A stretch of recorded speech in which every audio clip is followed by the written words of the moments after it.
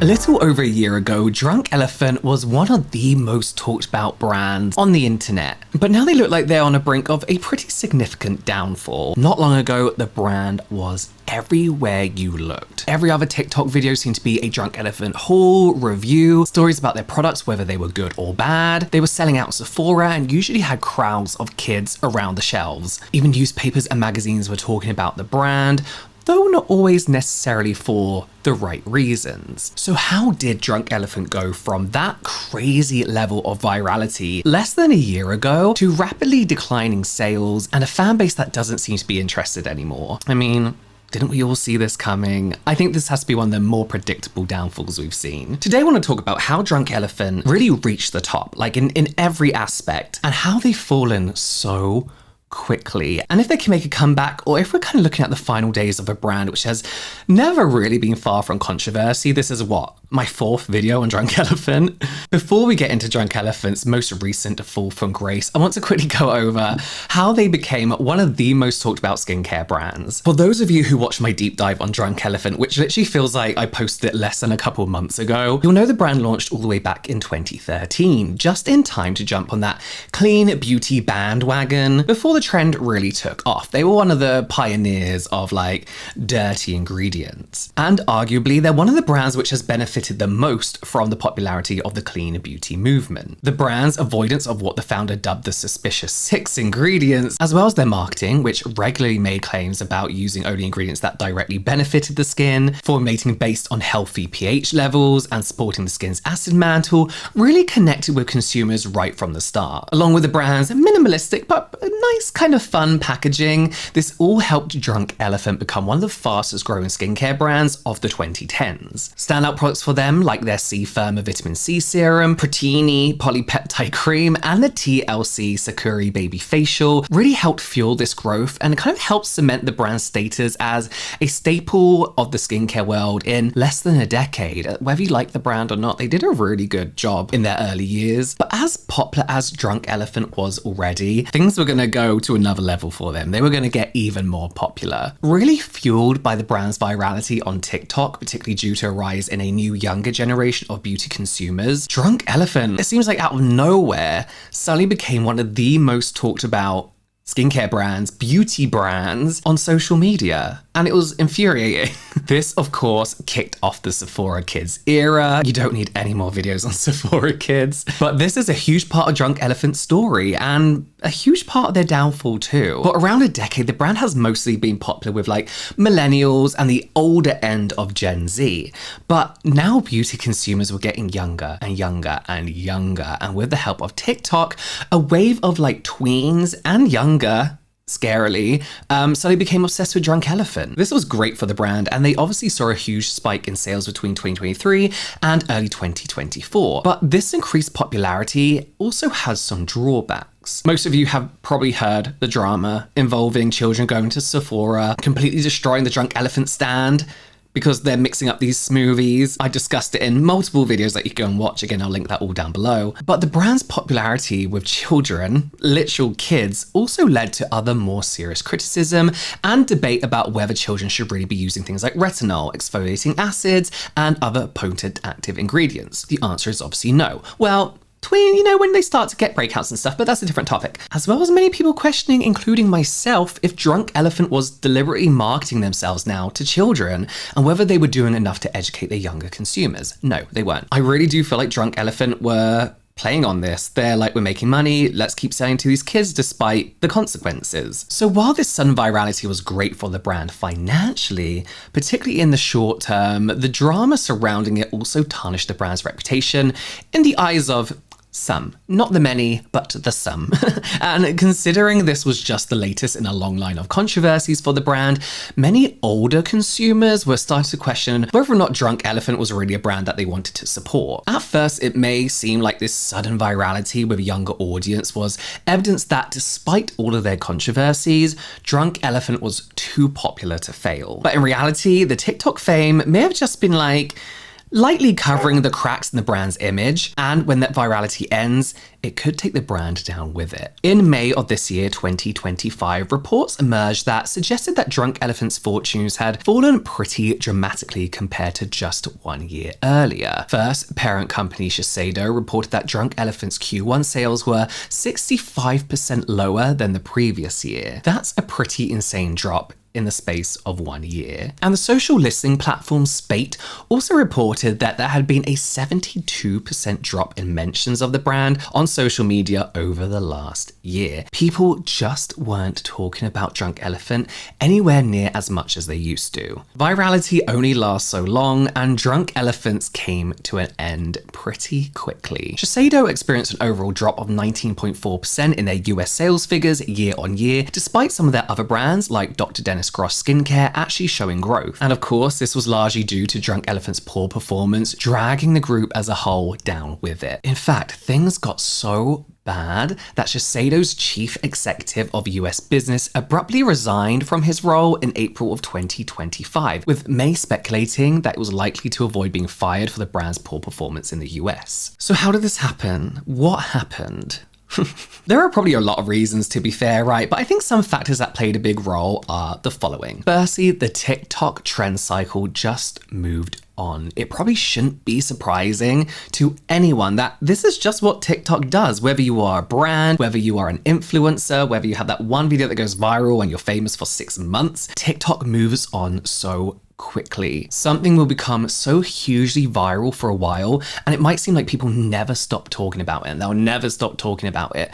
But then something else takes over, someone else takes over, another brand takes over, and the first thing is forgotten about in favor of what's new. And this is particularly true when it comes to trends amongst children, literal children who Drunk Elephant was selling to. In an interview with Business of Fashion, Casey Lewis, author of After School Newsletter, was discussing youth consumer trends. They said tweens are not brand loyal. They simply seek out what's new and trending, and when the market is as saturated as this one, consumers will literally never run out of other brands and products to try. So the fact that Drunk Elephant leaned so heavily into appealing to this tween market, it was probably a mistake. I mean, yeah, they became the must-have skincare brand for a certain generation of consumers for about 5 minutes, but they really decided to focus in on that consumer base that was so likely to move on sooner rather than later. Just to be clear, before anyone starts saying that Drunk Elephant didn't actively market themselves towards kids, which is some feedback I've had in other videos,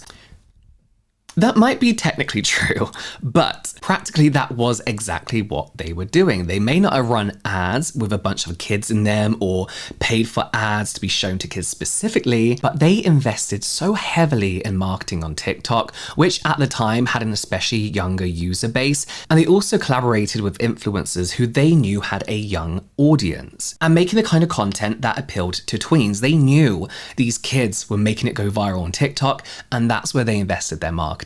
So it was obvious to most people that Drunk Elephant were trying to target this tween market quite heavily. But this leads to another potential reason for the brand's recent downfall. Drunk Elephant was never meant to be for kids. It was never meant to be for children, like ever. The brand's packaging and marketing strategy may have appealed to kids, but their actual product formulations aren't aimed at children. But instead of creating a new product line, reformulating existing products to suit children, giving us any real product innovation, or telling children not to use their products, they actually said, kids can use our product. They just kept selling their existing products, and that left them in this bizarre kind of like in-between space where they were spending most of their time and money marketing towards children, but their products were really made for older consumers. And this of course alienated a whole consumer base, their older audience, who were not part of that younger generation that Drunk Elephant was now marketing to. The products had been made for millennials and older Gen Zers, and it's like Drunk Elephant didn't care about them anymore. They got their young Gen Z and their Gen Alpha who are making smoothies, and their parents are buying them these products without really knowing what ingredients were in the products. They didn't care anymore. To make things even worse, Drunk Elephant's competitors were racing ahead in terms of innovation. Whereas Drunk Elephant just stuck to its core line, they haven't made any meaningful expansion or reinvention to their products in years. That's not necessarily a bad thing. I love a brand that just concentrates on their core series rather than pushing out product after product after product. But one thing that may have left them behind is that like we mentioned earlier, these kids who they're marketing to, they're like, what's next? What's next? What's next? Because that's the way TikTok beauty is. It's kind of terrifying. They just relied on their clean and clinical ethos, which, let's be honest, is starting to feel outdated. It's just not that much of a selling point anymore, especially for kids. So long-term fans of the brand were already starting to feel like they were being forgotten about, like they weren't being catered for in any way whatsoever, and they're watching all these other brands reinvent themselves or push out new products. Then along comes the Sephora Kids drama. And for a lot of people, that was the last straw. Drunk Elephant became known for things like packs of unsupervised kids making a mess of the Sephora shelves, 10-year-olds filming $500 skincare hauls, and children using potent actives that weren't meant for them and destroying their skin. The backlash was inevitable. Parents, dermatologists, and even older beauty consumers began to push back, arguing that these kids shouldn't be using active ingredients like glycolic acid, retinols, or L-ascorbic acid in the first place. And rightfully or wrongfully, many blamed Drunk Elephant, saying that the brand was far more concerned about growing profits and not worried enough about the impact they were having on kids. It wasn't just the potential damage these kids could be doing to their skin that people were worried about either. Many were also concerned by the way children were behaving when it came to skincare in general, and Drunk Elephant specifically. The brand, which once associated itself with the idea of simplicity, efficacy, and sustainability, had become kind of the poster child of overconsumption and skincare misinformation. And this backlash went far beyond the comment section of TikTok or YouTube. Some states in the US are kind of still considering introducing legislation to restrict the sale of certain skincare actives to minors, although I don't think any of those laws have actually passed. In California, a bill was introduced back in February which would ban the sales of over-counter anti-aging products containing certain active ingredients to anyone under the age of 18. And those ingredients included vitamin A derivatives like retinoids, as well as alpha hydroxy acids,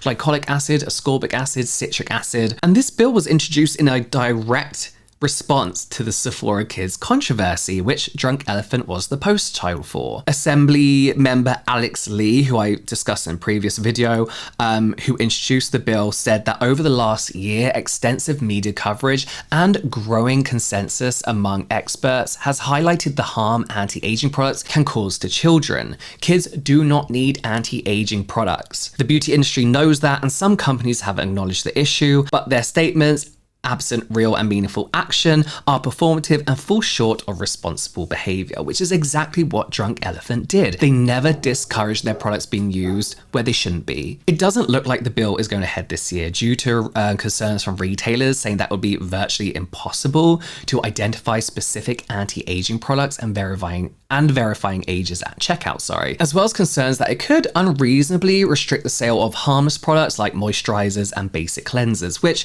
I would agree that a lot of people under 18 can benefit from a fair few of these ingredients. You're a 14-year-old with breakouts, get some AHA or BHA on your face, you know? But given the sheer amount of criticism around the issue, it is expected that a revised version of the bill will be introduced next year with better defined restricted products or alternative strategies to address people's concerns. Sorry, I'm holding in a sneeze. I'm trying my best. Regardless of whether or not, this law ever gets introduced, the whole Sephora Kids drama has unquestionably been damaging to Drunk Elephant's reputation. As I mentioned earlier, this isn't the first controversy the brand has ever been involved in. For over a decade, there have been controversy after controversy, and each one loses Drunk Elephant more of its long-term customers. Earlier, I mentioned that the brand's year-on-year sales for the first quarter of 2025 were down 65% from 2024, but what I didn't say is that even their overall 2024 sales figures had already been down 25% on the year before. So Drunk Elephant has actually been experiencing a decline in its long-term customer base for years now.